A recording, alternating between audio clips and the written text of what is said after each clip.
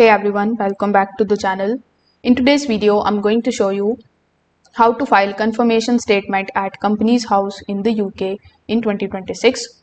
For that, first of all, you need to come here on gov.uk/file your confirmation statement with company's house in 2026. Now, when you are here, simply scroll down a bit. Then it is going to show you how you can do it. Like, first of all, you need to register online. Then you need to verify your identity. And if you don't have a personal code, you can just simply select this option. So click on the option of start now. Then it is going to basically show you how you can sign in to web filling. So click on the option of continue. Now it is going to ask you to connect your existing account. So if you already have an account, it is well and good.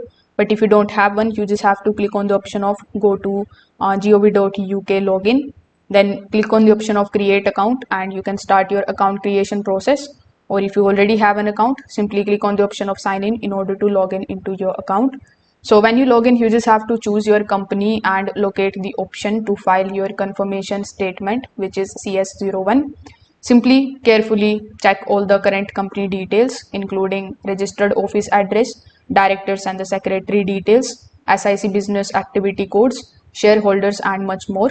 If anything has changed, you just have to update it before submitting.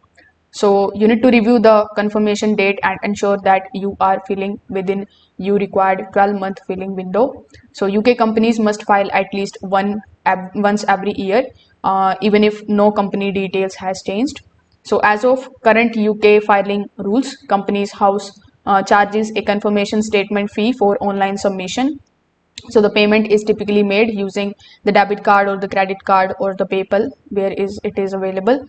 So after reviewing everything, you just have to submit the filing online, and company's house will process the statement and usually provide you the digital confirmation immediately.